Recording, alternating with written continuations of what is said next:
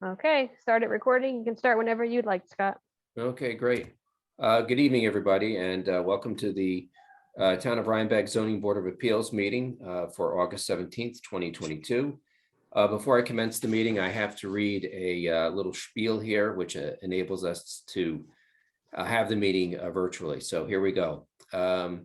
This meeting is held virtually pursuant to New York State legislation S 50001/A40001, which suspended certain provisions of the open meetings law to allow a municipal board to convene meetings during the current pandemic via video conferencing and or telephone conferencing. This authority to hold virtual meetings was recently extended pursuant to Executive Order 11.9 on August 13th, 2022. Which continued the ability to conduct such virtual meetings until September 13th, 2022, unless otherwise extended. Yep, September 12th, Scott, but September 12th? yeah. Yeah, I have the 13th. Okay, September 12th. So, did everybody get a chance to take a look at the meeting minutes for the last meeting of July 20th, 2022? And Scott, just for the record, there is a quorum. Right. Everybody is present. Yeah. All five members are present. So did everybody get a chance to take a look at the meeting minutes for July 2022? Yes.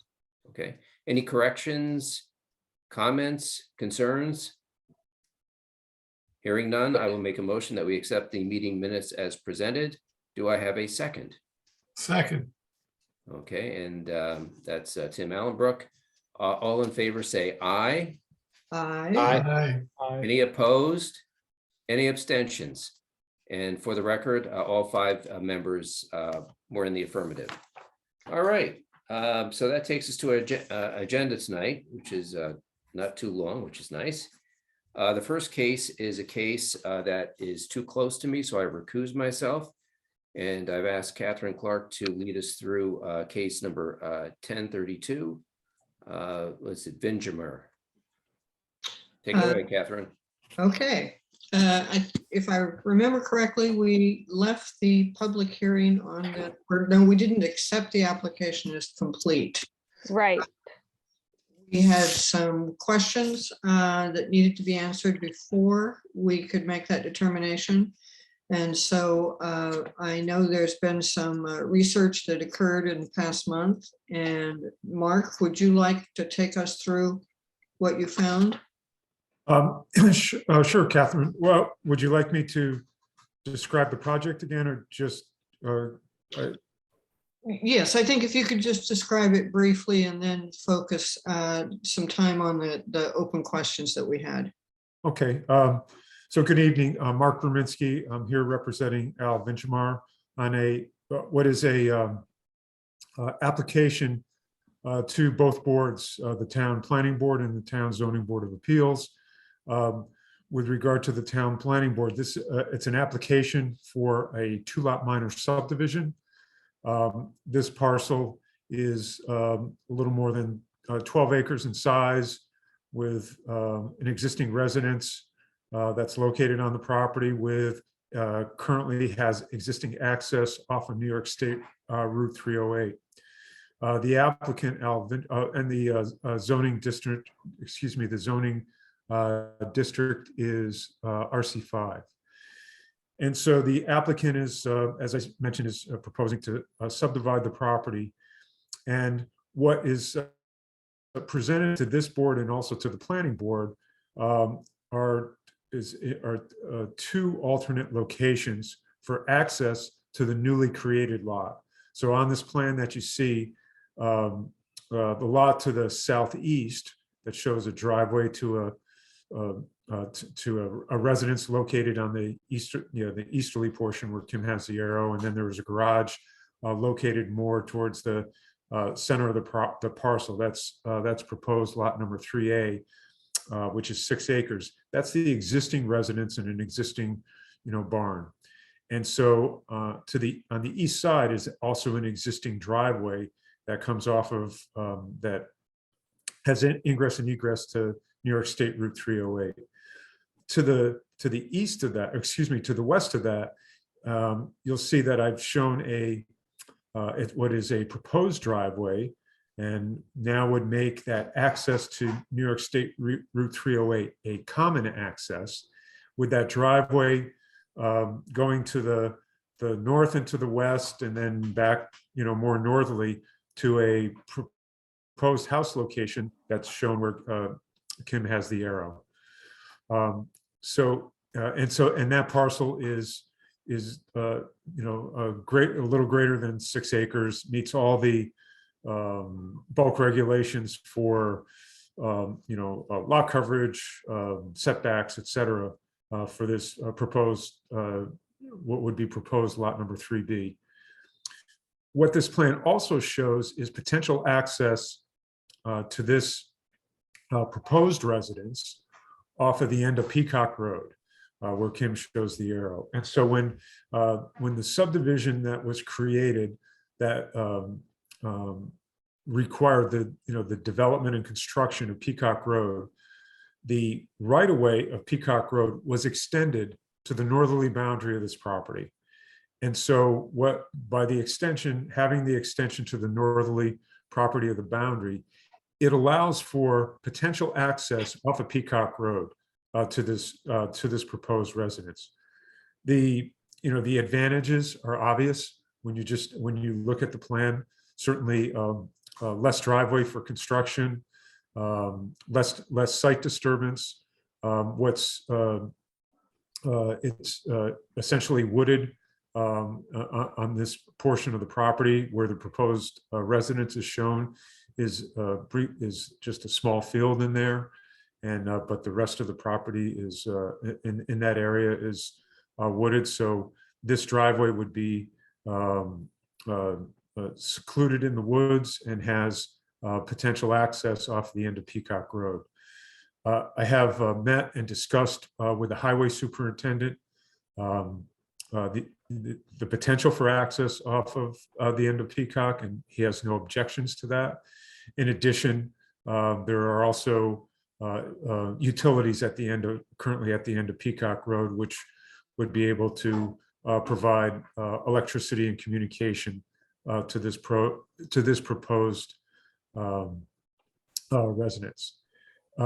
So the reason for application to the Zoning Board of Appeals is there's a section of the Town of Rhinebeck subdivision code that limits the number of driveway access off of a cul-de-sac road to 12. So it limits 12 residential driveways off of a cul-de-sac. There are currently 14 driveways that are accessing off of Peacock Road, and then this proposal would be for the 15th driveway to exit off of Peacock Road. So it's this application is a request, an area variance request to this board to allow for this additional driveway to be able to serve the proposed residence for lot number 3B. I also note if successful with this application with the Zoning Board of Appeals, the applicant will not is willing to or is to eliminate access to Route 308 for the configuration and for the subdivision of the property. I think that's pretty much covers it, Catherine. We had an open question about the resolution, the original resolution for the Peacock subdivision, and when this land was subdivided, if there were any restrictions on it. Were you able to find out anything about that? Yes, I was. So I was able to, with the assistance of Gretchen, we went through all the town records for the creation of the subdivision, for the original subdivision, and lots were further subdivided within the parcel, within the original subdivision, and we're able to recover the various resolutions from the planning board. And there was, I note there was no mention of restriction to the number of access points off of Peacock Road being a cul-de-sac roadway. Yeah, and Catherine, Mark did provide those resolutions. Thank you, Mark and Gretchen, for finding those. I reviewed those. I agree. I didn't see any sort of restrictions for the access points off of Peacock Road. And it does seem that when it was initially approved in 1987, it was for 23 lots. And as Mark mentioned, there were 4 lots that were going to be re-subdivided as part of the initial application. It was lots 5, 6, which are above the Peacock Road cul-de-sac area, and then 21 and 23, which are the last lots that are on the west, I believe. And so that's how we it looks like that's how we got from less than 12, because in 1987, it looked like I counted about 9 lots before the subdivisions of those additional lots, and then to what the current configuration is, which has 14 lots. There was a map note. I looked on to the history of the subdivision as well after I looked at the resolutions, and it looks like those subdivisions for those 4 lots that I mentioned were supposed to be done under the 1986 zoning law. I was not able to look at that, but it could very well be that there was no restrictions on the 12 lot subdivision. And there was another question from the ZBA, which I can discuss, Catherine, but I'll explain why I don't think that even if there were a restriction, it might not be an issue here. Okay. One of the other things I think that we also asked was this current lot that he is seeking to, that your client is seeking to subdivide was not one of the original Peacock subdivision lots. Is that correct? It was a separate subdivision that happened later. That's correct. And so when that subdivision happened, were there any restrictions on it in terms of further subdivisions? No, there were not. Okay. So I think those are the primary open questions that we had. Does anyone else remember any other open questions? There was one, Catherine. So one of the main questions that I had raised at the last meeting was if the zoning board was the proper way to get a remedy for this issue. As Mark explained, he's looking for an area variance. And what an area variance is the zoning law has certain physical dimensional requirements. A lot of times they're referred to as area and bulk regulations, like your side yard setbacks, front yard setbacks, frontage. And a lot of times it's a typical variance request. If, say, you have a side yard setback that's 75 feet, you're building 50 feet from the side yard, you're asking for a variance from that physical dimensional requirements. And I was wondering when I had first looked at this application, if the number of driveways or access off of a cul-de-sac was in fact a physical dimensional requirement. So I had looked at various state statutes for both area variance and for subdivision regulations. And in my findings, I believe that this is the cul-de-sac design it's actually listed as a design standard, in which case the planning board has the authority to waive or modify design standards. So, and the ZBA can also do area variance, but again, they're restricted to more of the physical dimensions. So in our review of this application and from our research with state law and the regulations, I think this is actually more appropriately should be to the planning board for design standard, and that they can consider waiving that requirement that you can allow more access off the cul-de-sac. So let me just let me just kind of try and paraphrase what you said and make sure that I understand it properly. If there was anything in this request which was, excuse me, just unplug this. If there was anything in this request which was specifically dimensional, like driveways had to be 20 feet from the lot line or something like that, that would tend to come under our jurisdiction, because it would be something that was called out with a very solid criteria within the zoning code itself. Since Yes. this is not that kind of request, that it's really for the number of access points off a subdivision, which is generally a kind of Uber design principle, not a detailed zoning, setback demarcation. You think it would be best handled by the planning board, that it would Yeah. fall more under their jurisdiction? Yeah, so when you have a subdivision, there's both dimensional requirements, which are usually, whatever zone you're in, they have to all be like a certain lot size.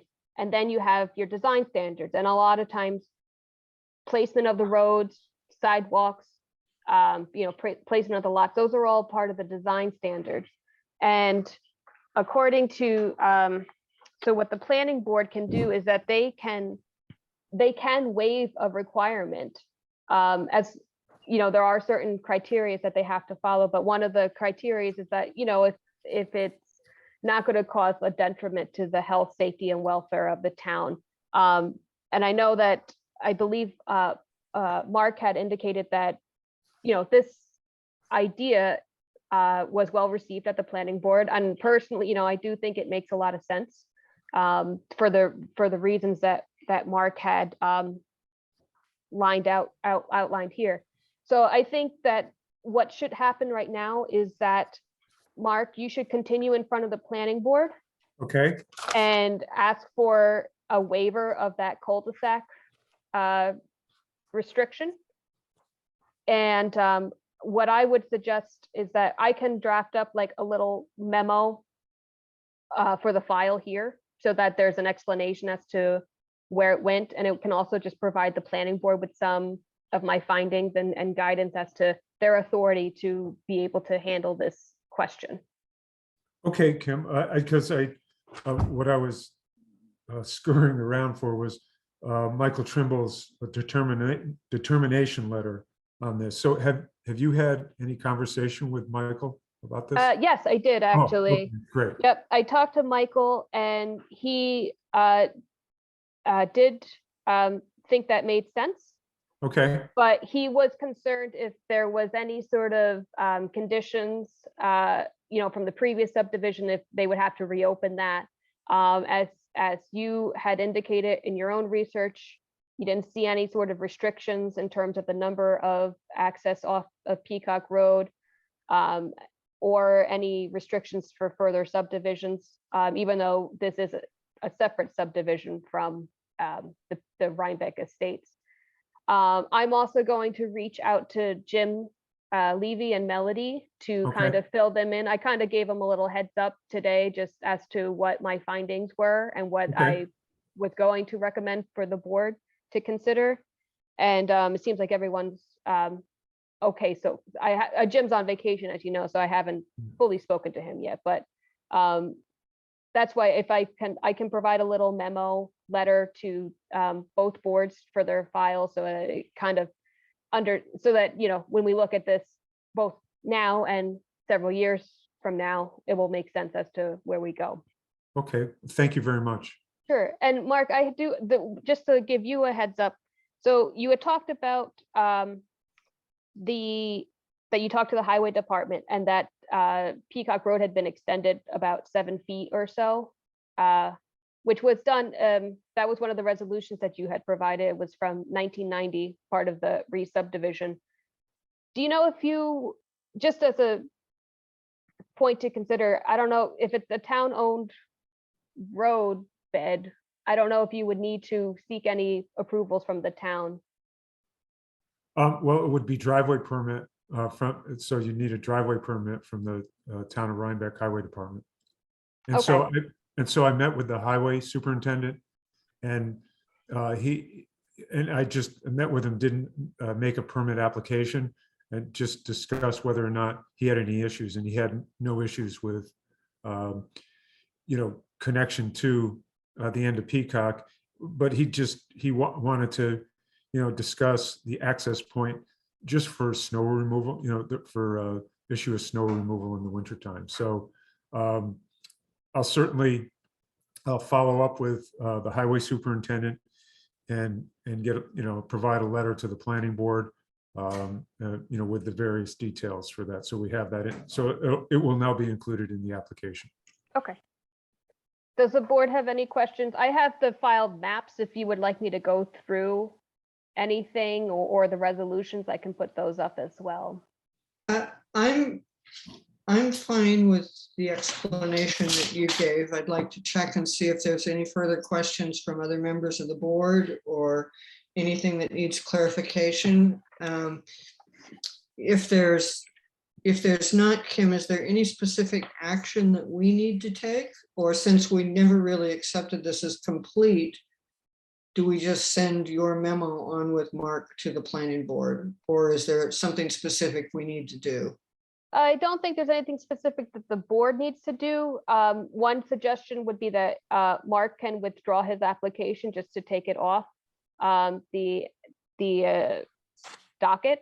But I can provide that letter, and I'll provide it to Mark as well, so he can see it if he has any questions. And then if he feels comfortable moving forward at the planning board level, I would just suggest that he withdraw it so that it's no longer a ZBA open file. But there's no action that the ZBA can really take, because they're not going to be taking any actions to approve or deny it at this point.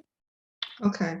Can I just ask if is there agreement amongst the board members with taking this direction in terms of this application? I do agree with that. I kind of had a feeling like when it was first brought up that it was more of a planning board thing than a ZBA. So I agree with Kim that it should be maybe removed from the docket and then have Mark go in front of the planning board. Okay, and Richard and Tim A. I have no problem with it. Okay. Richard, You're muted, You're muted, Richard. Richard. but I think you're saying it's okay. Yes, but it was in front of the planning board before, correct?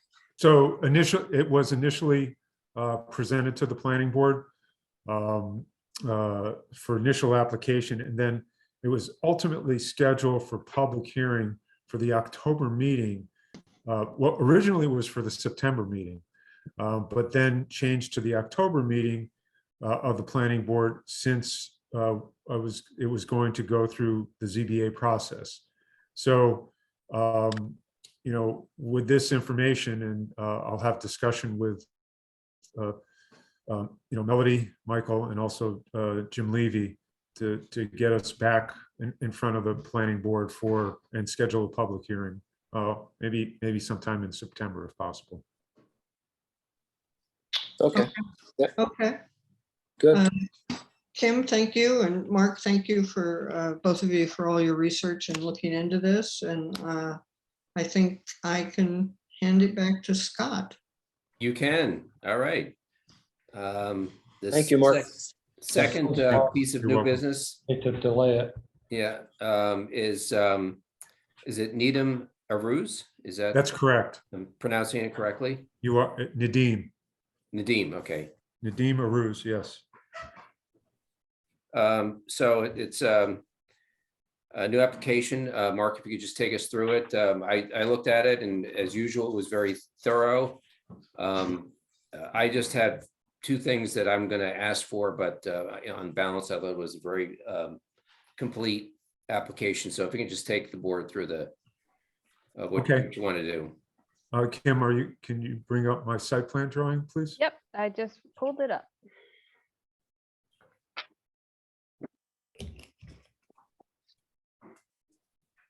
There it goes. Thank you. Mhm. This property is, it's owned by, technically, the ownership is Lower Ackerhook Road Partners LLC. Nadeem Aruz is one of the partners of the property. And this parcel was actually recently subdivided. I did the subdivision for Lower Ackerhook Road Partners, and this is the northerly portion of the subdivision. If you look at the location map in the upper left-hand corner of my drawing, you'll see a shaded area that represents this lot. The other lot that was that was included in the parent parcel is directly to the south of that, and it actually it's on the town of Rhinebeck, town of Hyde Park border. So this is just one of the lots that was created by the subdivision. So Nadeem Aruz is proposing to construct a residence and a garage on this property. And so my application to the town of Rhinebeck is, it's really twofold, actually threefold. So there's an application for just construction of the residence, along with application to the Dutchess County Department of Health for water supply and sewage disposal for both the residence, which is located at the end of the driveway that's shown on the site plan right there. And so that's a 5-bedroom residence with a pool associated with it. And then an accessory structure, which is located to the north of it, is off of the driveway. And that accessory structure is actually a garage. And then there's and there'll be a garage on the lower floor. And then there'll be a second floor to that structure that will be, it's intended just for recreational use. But for the purpose of this application and also discussion with the town of Rhinebeck Planning Board, it's also been, it's being treated as an accessory structure as a dwelling unit. That's not the applicant's initial intention now, but that's how it's a conservative approach that's being taken for the application. So that's currently how it's identified. So once again, there's been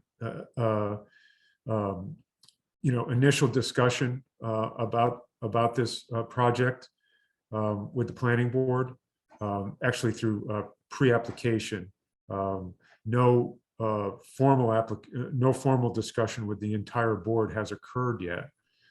But in making application but application has been made to the planning board. We just haven't made it to, it's actually on the September 6th agenda of the planning board.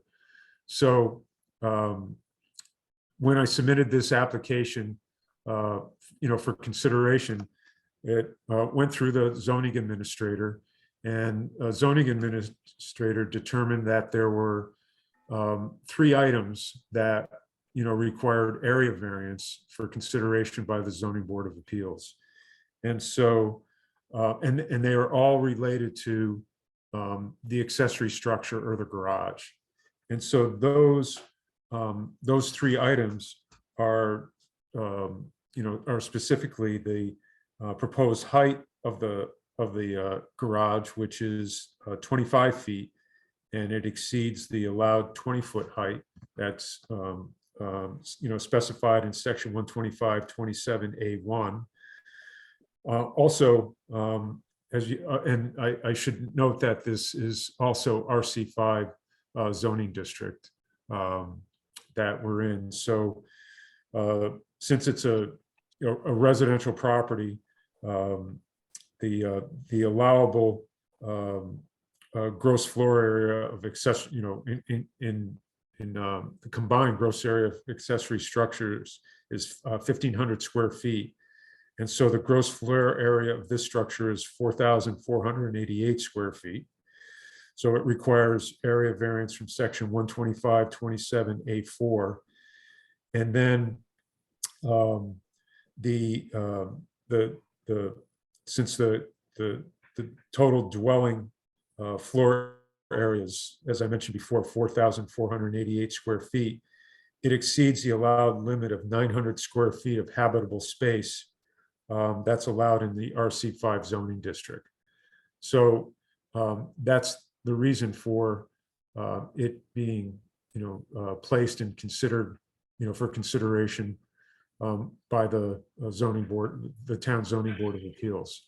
I note that so access is off of the westerly side of Acker Hook Road, so you can see there'll be a driveway that enters into the property. It goes by the garage first, and then up to the residence. So I also mentioned that it's currently in front of the Dutchess County Health Department for review and approval for individual water supply and sewage disposal. I actually just received a note today, and just a few minor changes are required to obtain that approval from the health department. So health department should occur within the next week or two for this project. And finally, as I mentioned before,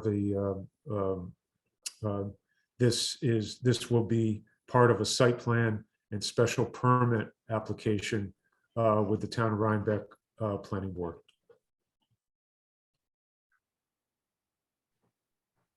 I think that summarizes. Mark, did you want to go through Yeah, I was just the architectural plans, the floor plans and Sure. rendering? Yes, we can. And it seems like there was a lot that was kind of for the principal structure. Do you want to just focus on the accessory structure? Sure, if we could do that, please. Yeah, yeah. I mean, it's right, and that this is also the principal residence. There's on the easterly side is a porte cochere for entry of vehicles entering into the first floor, and you can also see on the southerly side there's also a pool that's associated with the main residence. So is there a garage with the main residence? Yes, yes. Well, with the main residence, it's a carport. Right. Okay, It's not a garage proper. That's the accessory structure. That's the accessory structure. okay. Here are the various building elevations for the residents. We can go through those. I'll note that the property is completely wooded. Actually, some site clearing has occurred on the property, and so there's just some trees that have been removed along the location of the driveway and also the residence. But the residence and the garage are not visible from the road at all.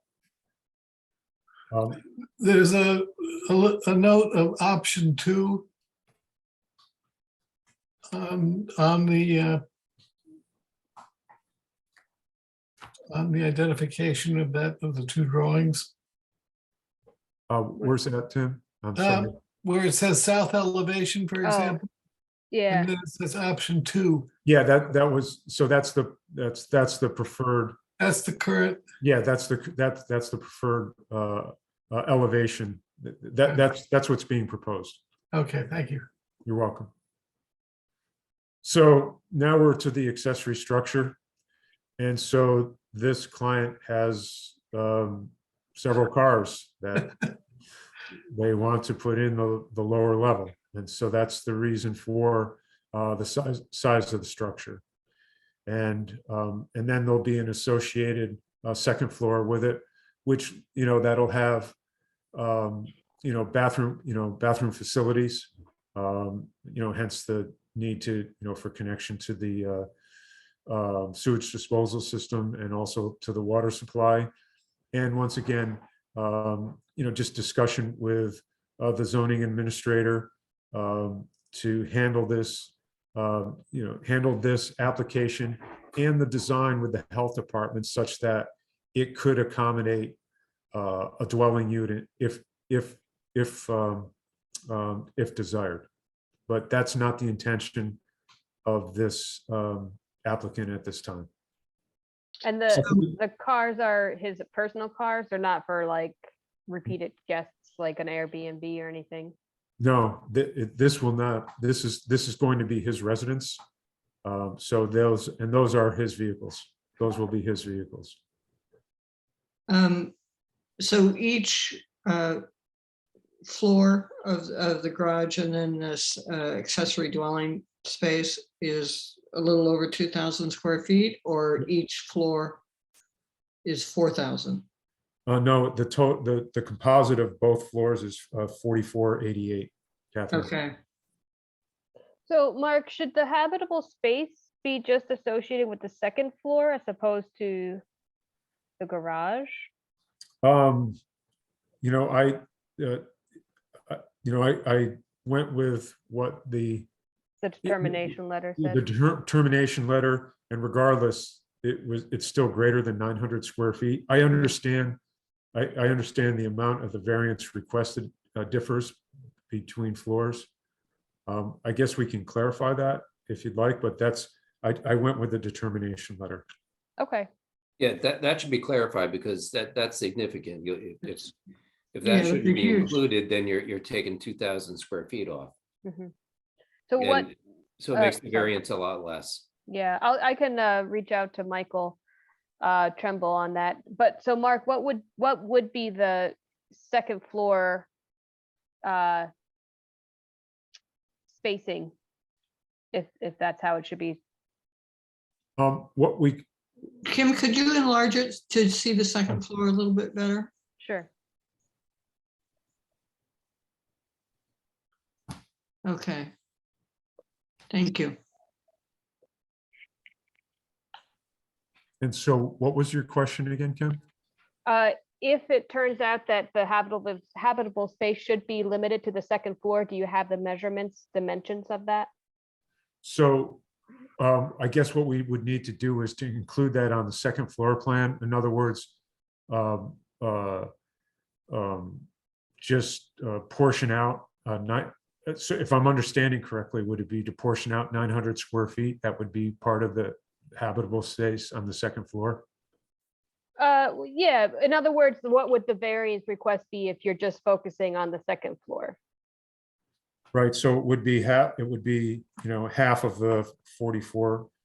Well, actually a little It'd bit probably be a less little less because you have an because of open, that opening, yeah, and that side. and right then there. I think you have a little, looks like you have a little bit further out for the storage. Is the storage part of the second floor too? Or That's- not, but part of no, the it- footprint? No, it's not. You can see that Yeah. that's, yeah, Like- right. So there's two rooms on the first floor that are workshops. Is that what they are? Yes, they are. And, Workshop and storage, okay, on the first floor. correct. Now, I mean, one of the questions about what's habitable or not is it looks to me with that open to the second floor that the whole thing is going to be heat and air conditioned. That's correct. It will be a fully conditioned building. So that might change the consideration about, what they consider as habitable if it's actually all finished off and totally conditioned. Actually, now that you bring that up, Catherine, I think that led to Michael's determination. So that 4,488 includes these two: workshop, storage, the garage, and the second floor. Correct. Once again, I can have discussion with the zoning administrator and the client to see whether or not we can reduce that area so it's a less of a variance requested with this board. Where are do we have elevations for this second building, or is that what we were looking at before? This is this is the floor area, Yeah. the floor plan, and then I think the next drawing is going to be the elevation. Correct. So let me just, are you looking at this as a dwelling or an accessory dwelling or just an accessory building? So it would be accessory, a portion of it would be an accessory structure as a dwelling unit. As a dwelling unit? But once again, that's not the initial intention of the applicant. It was, after meeting with, pre-application meeting with the planning board and also discussion with the zoning administrator, they requested that we proceed in such a manner that this is considered, an accessory structure as a dwelling unit or a portion of it, and that it be able to accommodate water supply and sewage disposal for, in this case, it was designed for one bedroom. So that was the application to the health department. So it added an additional bedroom to the design to the health department. Was there, So does it utilize the same well and septic as the house? Yes, it does. You're just counting it as an additional bedroom. That's correct. And on this elevation, Kim, could you go back one page? So where do the cars come into this? They come in?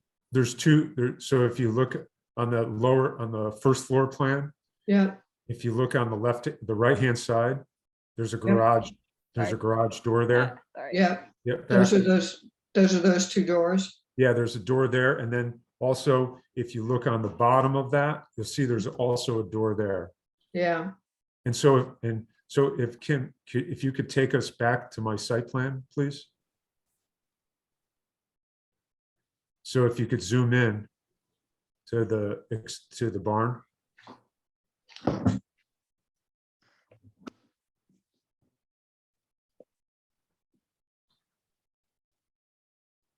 So Catherine, you see how I have a way, two access points into that garage. Okay. I see. Okay. I'm just curious, why did the planning board want you to go for an accessory dwelling? Was there a reason? Once again, it's so so current applications that I've seen in front of the planning board, Mhm. and not just mine, but other applications, where it's in question whether or not a portion of it could be turned into an accessory dwelling. Yeah. They make, and the planning board seems to be doing this now. They require that the application be crafted in such a way that it accommodate that. I mean, I can see that because a building of this size with water and sewage could easily be turned into all sorts of things. Correct. Very easily. Do you have the other two elevations? Are there any windows for egress in this building? So Kim, can you go to the elevations, please?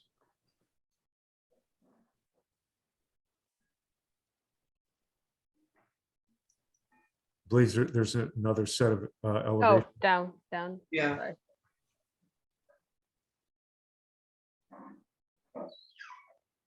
I've also, I don't see any, I'm not quite sure. I guess that top window on the end would be that's correct, what would be the egress? correct. Okay. And so I also note that I made a request to the project architects, who is KDA, they did not have a rendering of the barn at the time of the application. I've requested that rendering to be provided to this board. Yeah, I was going to actually ask for that, Mark. It kind of was conspicuous by its absence because you have very nice renderings of the principal residence, but there was no rendering of the accessory structure. And I think we certainly want a rendering of the accessory structure, and if possible, a rendering showing the two of them on site if that's possible, just so we can see how they're going to be. I believe I think that they indicated this week they'd have a rendering of the accessory structure, and then I will request a composite, as you just mentioned, as you just requested, Scott. Yeah, these are just the renderings of the principal. Will the barn, the accessory structure be kind of the same material, same color? Yes.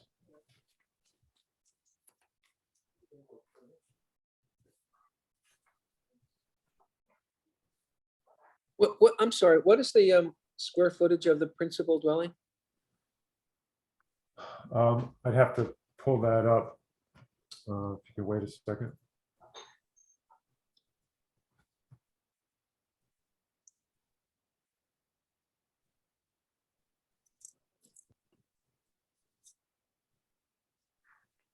You know, I know it's a 5-bedroom residence. And I'll be able to.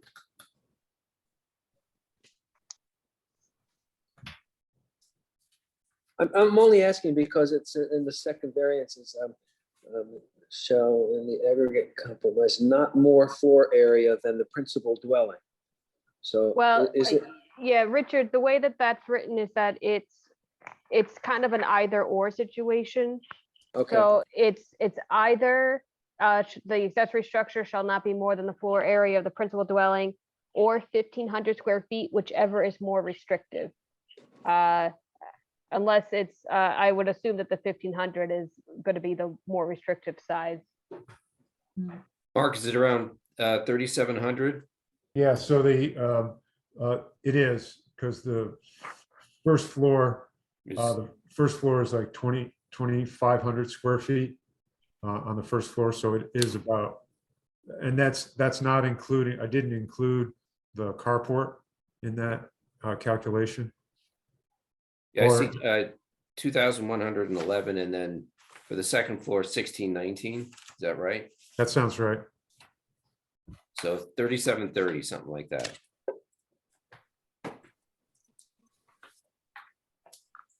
so, The yeah, accessory building is larger. yes, Yeah. Correct.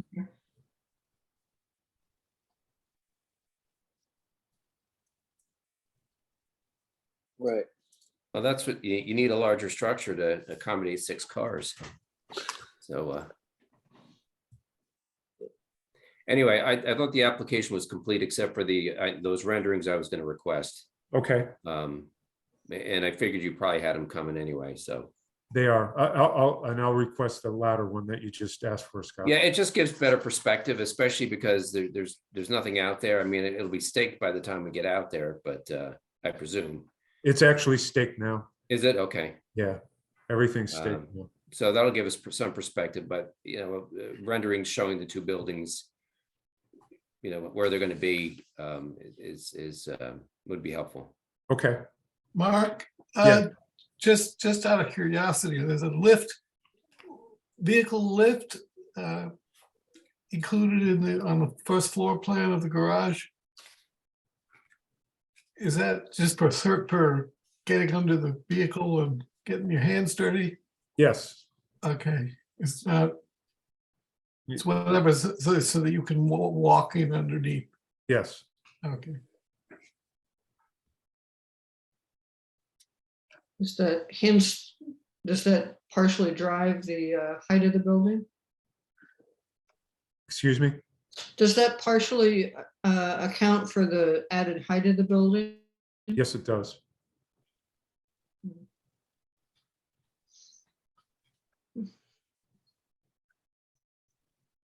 Once again, the requirements for accessory structures are much more stringent than, principal residency allowable height is 35 feet.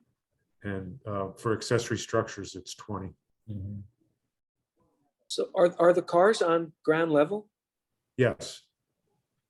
So then Catherine, I think what you asked was, Well, if there's a lift in there to raise the cars up, then where I was going is that the first floor Oh. height might be more than you would expect. Right, I got, yeah. It's a lift. It's not another space below the No, floor of the garage. I got it. Oh, yeah, right. thank you. So do the elevations show the height of the first floor versus the second floor, Mark?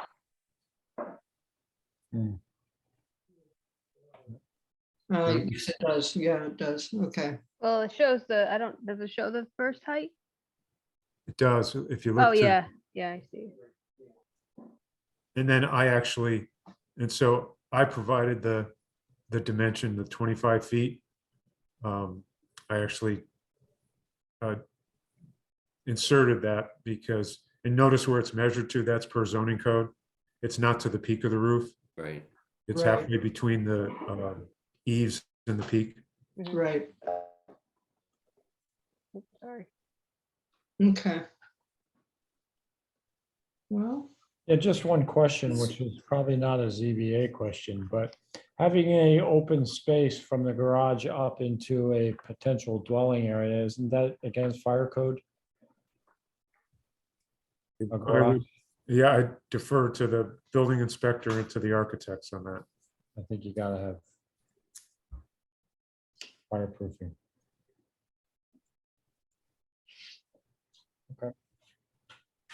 because the bottom space is a garage, Tim, is that, Correct, yeah. yeah. You gotta have a 1 hour rating. Anything else, Oh, you guys? it was more, actually. If it's being used as a garage, is it necessary?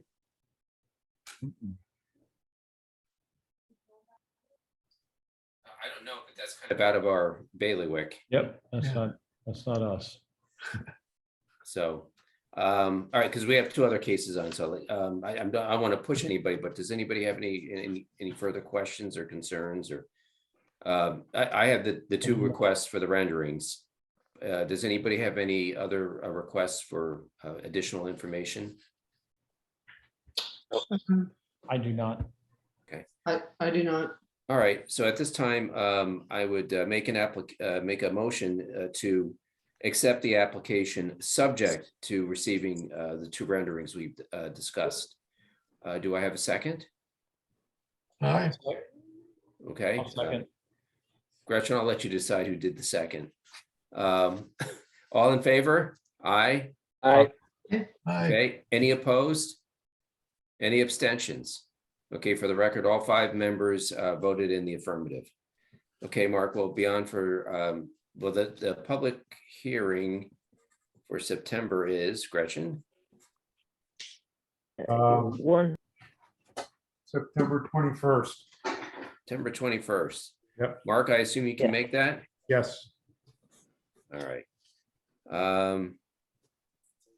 Okay, so we'll be on, you'll be on the calendar for the 21st.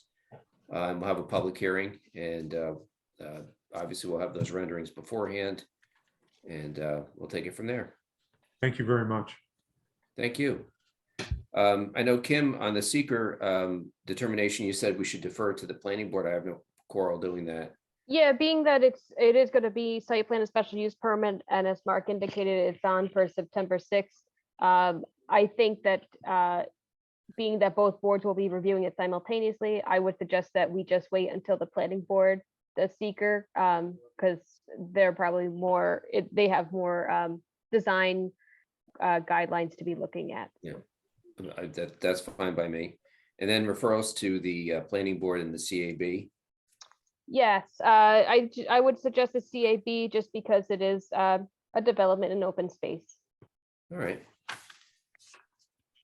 I guess that's about it, other than who would like to do the resolution on this? I'll take it. Okay, Tim? Great. Okay, thank you, Mark. Thank you. All righty, and we have the, that takes care of the new business. We have two public hearings. First, we have the Monahans, and they're here. Hello? Basically the same procedure as the first time around. Is there anybody here who has an interest in the Monahan application? Our architect is here with us today. Christine. Okay. All righty. I was actually, but that's very nice. Yeah. I was actually asking about the public, but that's fine, you know, the Sorry. more the merrier. So anyway, just briefly take us through, by the way, thank you for sending the renderings. That's much appreciated. And as you saw from the last application, sometimes even the best folks don't always supply all the renderings we need. So anyway, thank you for the renderings. Absolutely. Definitely helped. So why don't you just take us briefly through what you want to do? You guys want me to speak or are you gonna speak? Or your architect, whatever. Chrissy, please. Christy, you want to do it, please? Okay. So you can bring up maybe the site plan. You have that?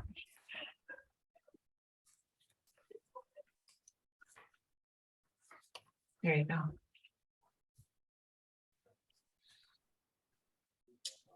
So this is a split level house on Kipsbergen Drive. It's got a unique situation in that it's already closer to the front than the zoning. The zoning for this district has 50-foot side and rear yard and 100-foot front. The house as it currently is 45 feet from the front property line. The house has the septic system behind it, and then it has overhead power lines to the west of it. So the logical and economical way to add on a little bit of space for Marissa and Rich was to go to the front. And so we're requesting a front yard variance. We're doing an addition to the front of 16 feet for garage space. And we're doing an addition to the front of 7 feet for a covered front porch. The driveway will then go in from the side. So what is currently a front loading garage with a double wide driveway to the street, that will become a grassy area. And the driveway will now come from the side and it will be a side loading garage. They already got the approvals from Central Hudson to do the work in that easement area. And now we're just looking for a front yard variance. And I would say that while it is substantial to be 30 feet instead of 100 feet, I don't think that it's detrimental to the neighborhood or out of character. And that it's actually going to be an enhancement in a way because the garage doors will be to the side, the cars will be to the side, the parking will be to the side, as opposed to currently with a front loading garage, you know, if you park in front of your garage, you're parking even more in the front yard. Yeah, and you have to go out the front because we were there for a site inspection, I think on Sunday, if I recollect correctly. And you know, the septic system there is there, so you can't go in the back. So you're kind of well, and then there's, you know, the outcropping there. You got to go where you got to go, which is in the front. Right. So right. all right, I don't have any questions. I was satisfied with going out there and seeing the site, and we took some measurements and got the lay of the land. So do my board members have any questions, concerns about this application? I don't. It was very helpful to do the site visit, as it most always is. Mhm. And I think the renderings do really help us see what's being proposed. So I don't have any additional questions. I do Great. not. Okay. Richard or Tim? No, I think I'm fine with the explanation. Okay. All righty, and I don't think there's anybody here from the public. So I would Uh, just make a motion to open it, just for the record. okay. Open the public hearing and just to verify. all right, so I make a motion that we open the public hearing, which we just had. Second, And read one. all in favor? I, Aye. I, Okay. I did note that there was a letter of support from a neighbor, Yeah. which we should probably just call out. Yeah, was that made part of the record? I saw that too. That was from Aaron Daly. Yeah, the neighbor across the street. So, You want me to read you the letter? I don't think we need I don't to. know that, if you like, you can, if it's short. I mean, I did see it, it came in, Yeah, I saw it. I mean, it's part of the record, so. Yeah. It's. You can read, yeah, you can read it quickly, Tim. Yeah, I am writing in support of the two variances requested by Rich and Marissa Monahan at 8 Kipsburg Drive in Rhinebeck. I own the house directly across from them at 5 Kipsburg Drive. I first moved to the street in 1978 when my parents originally purchased 5 Kipsburg Drive, and I later purchased the home from my mother in 2016. I have seen several owners of 8 Kipsburg Drive, and none of them have taken nearly as good care of that house and property as Rich and Marissa. It is apparent to everyone who knows them how much Rich and Marissa love their home and this neighborhood. Everything that they have done to their property at 8 Kipsburg Drive has been an improvement to the block. I fully support their proposed plans and think that the entire neighborhood will benefit from their investment in their home. I hope that the zoning board will grant their variances. Sincerely, Aaron Daly. it's quite an endorsement. Yep. Yeah, I think it was good to get that in the record. There you go. And the letter is part of the record. Yeah. Part of the file, so. All right, and I know we got the Central Hudson letter in, which was good. And I think that's really all we have. Kim, is there anything else you think we need? I mean, to me, I think it's time No, to, yeah, I think everything's, thank you for sending the license agreement with Central Hudson. I did have a chance to review it. It definitely answered all those open questions. My only recommendation is that we just make a reference in the resolution, if it is approved, to just incorporate any of those conditions within the license. you got that, Tim? Tim Allenbrook, I think you're Yeah. assigned to this one. Yeah, Okay, so Yeah. any other questions, concerns before I make a motion to close the public hearing? I want to just, it's not really part of the public hearing necessarily, but I noticed that there's a second variance now on the agenda for this project, and I didn't understand that because I thought all we needed was the front yard variance to go from 100 feet to 30 feet, but then there's a second variance written about. Yeah, I can explain that. So I initially thought it was just one variance too. But when you look at the zone, when I first look at the application, the termination letter does say it is for 2. And I just wanted to, I did look into that just to make sure that there wasn't an additional variance requested.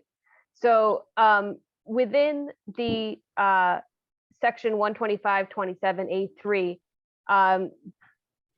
there's, it's like it's like an either or situation where it says that no accessory structure shall either project closer to the fronting street than the principal dwelling in the lot, which this one does, because as you said, we're building out towards. the Right, but it's in frontage street. addition to it's the same structure. There is no accessory structure here. So the way that Rhinebeck classifies accessory structures is that it does include attached garage.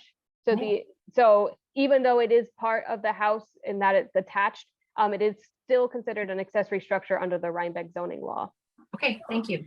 And then the other thing, in addition that it can't be in front, is that it can't be located in the front yard, which, as you explained, the house is already there. So that's why there's 2 variants required. Got it. Thank you very much for explaining that. Yeah, and I think that's kind of a unique interpretation that the town has, but they've had it forever. I'm not saying it's right, but that's the way it is, so. Yeah, and Anyway. it is in the definition too for accessory structures, because I wanted to just verify that as well. Yeah, it's, anyway. Okay, so at this time, I'll make a motion that we close the public hearing. Do I have a second? Second. Okay, all in favor? Aye. Any Aye. opposed? Any abstentions? All righty, so the public hearing has been closed, and that means we have 62 days to render a resolution. We do not do that in 62 days. We typically do it at by the next meeting. You don't have to attend the next meeting, but you're more than welcome to do so. I'm sure that Tim will have the resolution ready for reading at the next meeting on, was it September 21st? Or Yeah. is that the right? First. At the next meeting. So you'll have your resolution by the next meeting, and it'll be read. You don't have to show up, but if you want to, you have nothing better to do on a Wednesday evening, you're welcome. Okay, Thank you very much. Thank you all for your time. I greatly appreciate it. thank you. Thank you. Okay, and Mr. Codis, you're next. Hi, everyone. Hope you're having a great evening. I'm here as well as my husband. We are here requesting a side yard setback. We are looking to install a 20 by 40 in-ground vinyl pool. 3 of the sides are within the setback requirements, but the one side is not. So we are requesting a variance of 36 feet where the requirement is currently 75 feet, and the corner of the pool is 38 feet.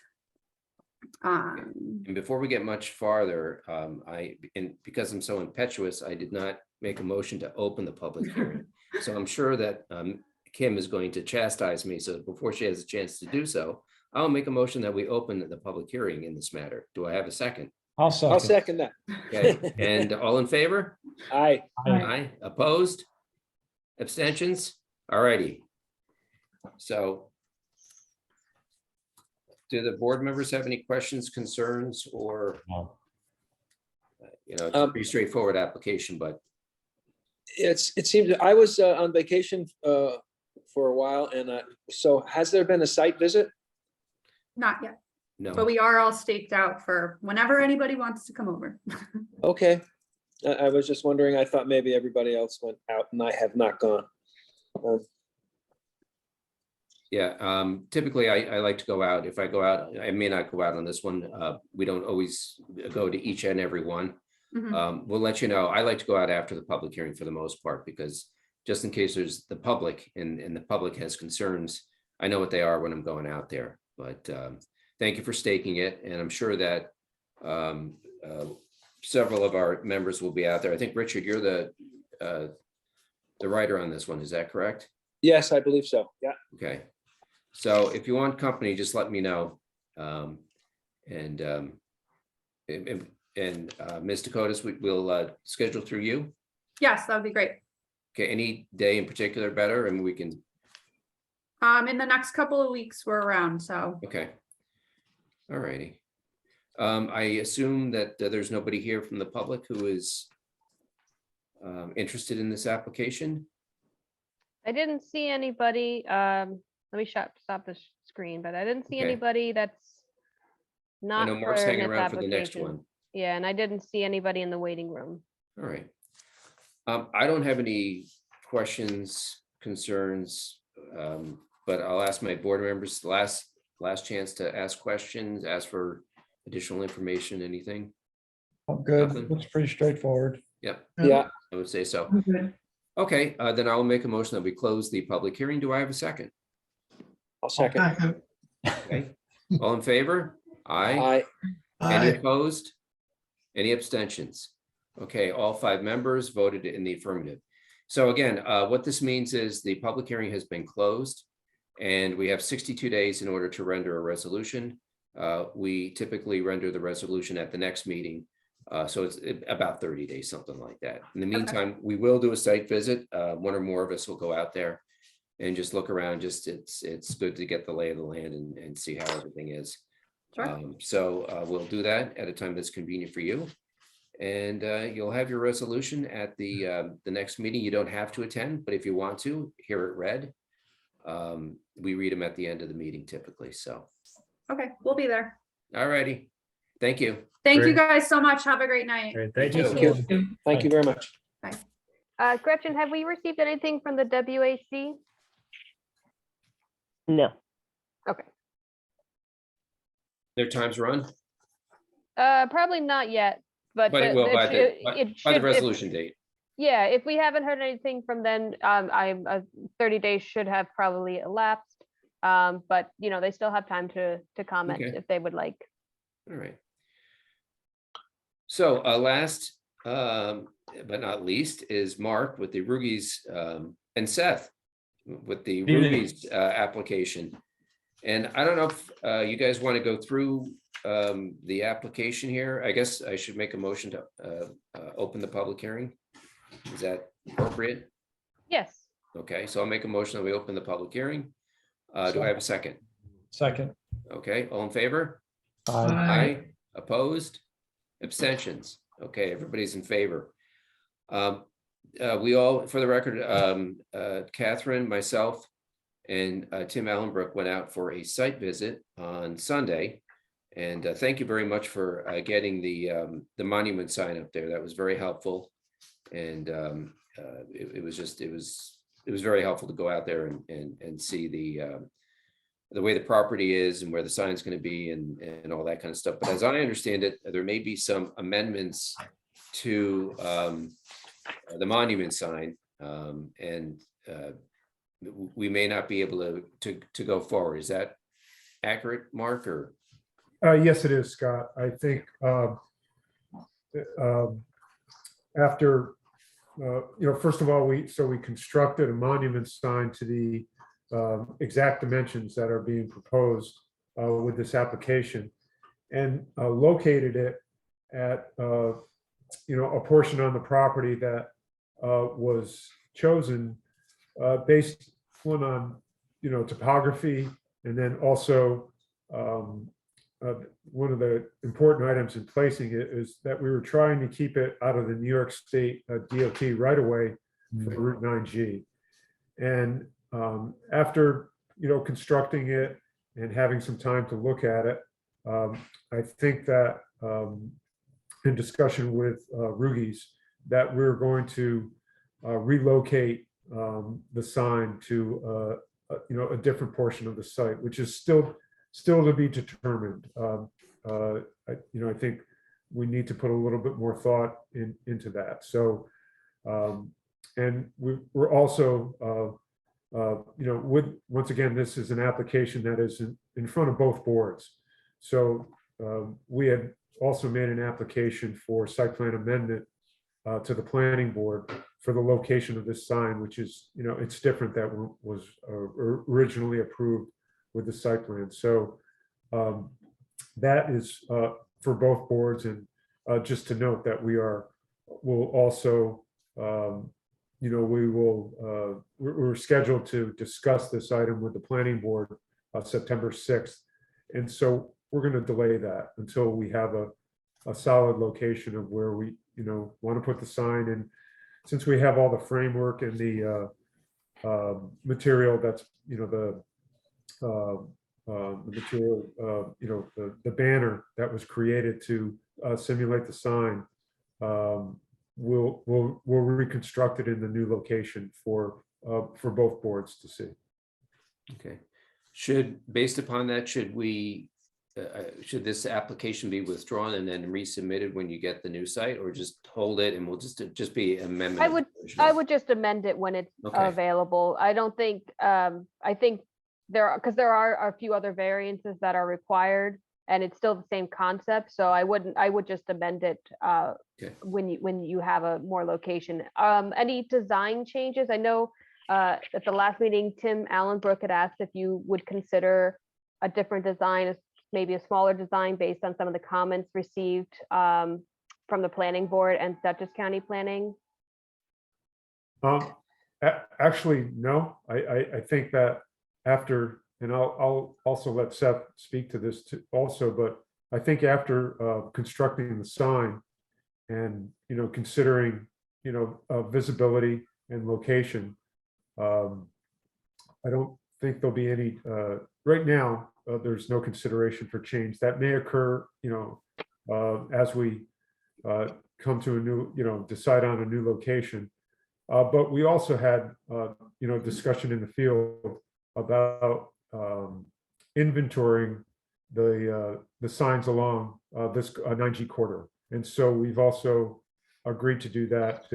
We'll photograph and photograph and take, get dimensions of the existing signs along that corridor and provide that information for this board for part of their consideration of this application. Yeah, just driving up there on Sunday, a couple of those have to be at least the size of the monument sign that you're proposing. So it would be very helpful to see what's in the neighborhood, because there are several that are pretty good size around there. Is your mock-up of the monument sign still up?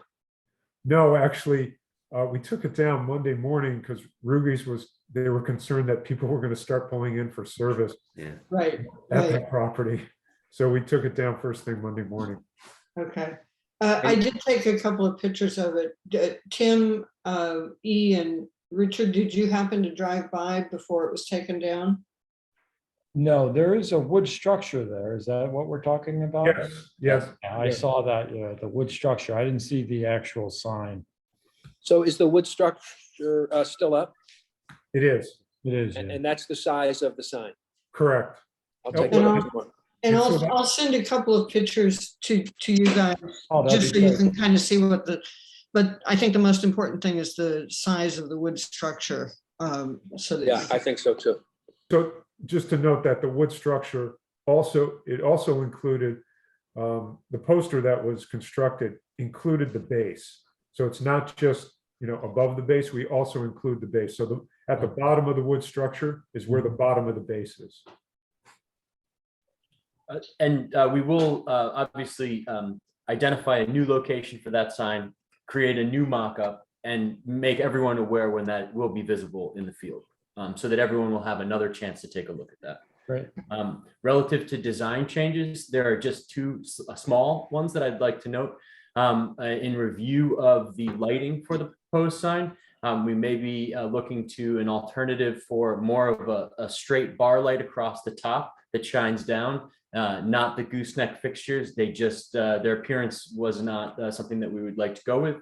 So we may be making that change, and also adding a small bit of lettering at some location on the sign that indicates the address, 3718 Route 9G.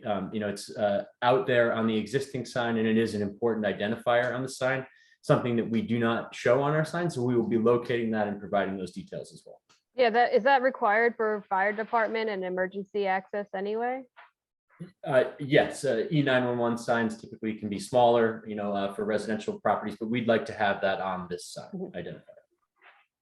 The directionals are staying the same, and the signing on the building staying the same. It's just going to be the monument sign being moved a little bit.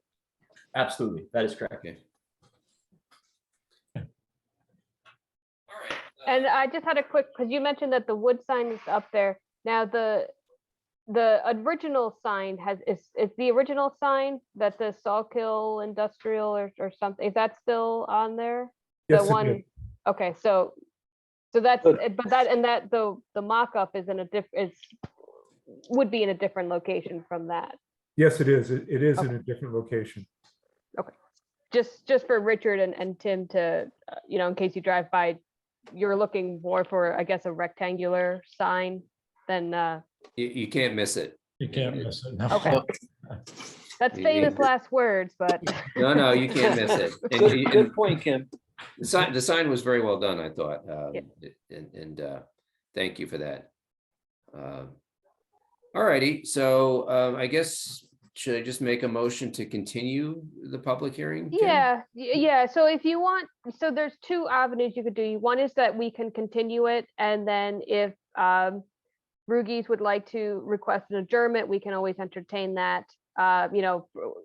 Preferably actually, provide it to us in like an email, just to, if you have a particular date, or just say just adjourn, and then we won't put it on the meeting. Or you can just hold the public hearing open indefinitely. I think my guess is that if we're not adjourning it to a date certain, when the time comes to reopen the public hearing, we might need to resend out notices. That's fine. Okay, so yeah, I would just continue it for now, and then if Mark and Seth, if you could just send us an email just asking for it to be adjourned while you find a new location, then we'll just put it on the agenda when you give us the okay. Okay, so I'll make a motion that we continue the public hearing, and we'll I'll make that motion. Do I have a second? I'll second. Okay, all in favor? Aye. Aye. Opposed? Abstentions? Okay, so this public hearing will be continued. Just let us know, as Kim said, when you guys, make a firm determination of where you want to put it, and we can revisit that. Okay, We're hopeful to provide those materials by the next submission deadline for your next meeting next Okay. month. But yeah, Great. Thank you. okay, thank you. thank you. Thank you. Okay, I think the last order of business here is just really maybe just discussing briefly Monahan and Dakotas.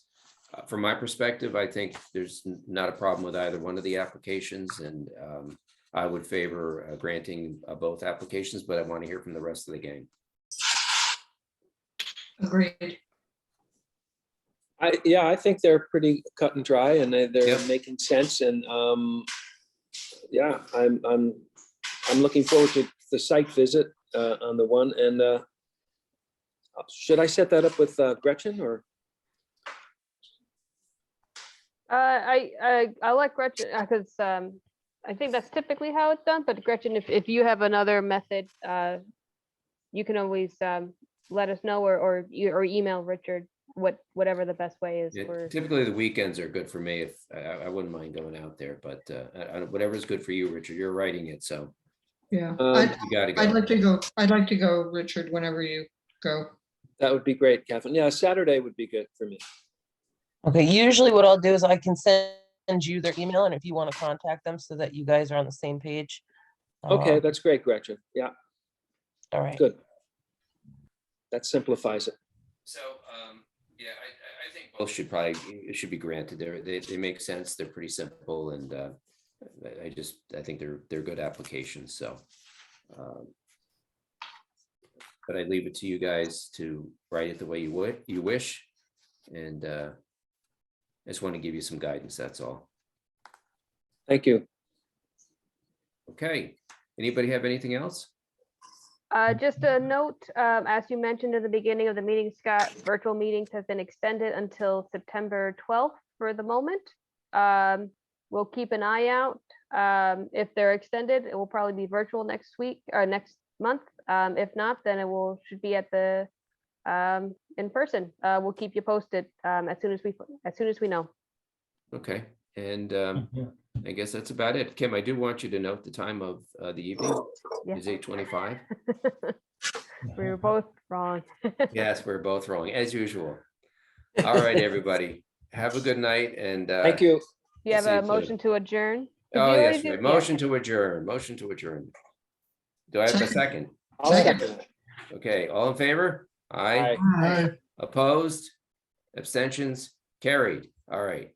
Good evening. Thank you all. everybody. Long, y'all. Thank you. Take care. Good Bye, night. everybody.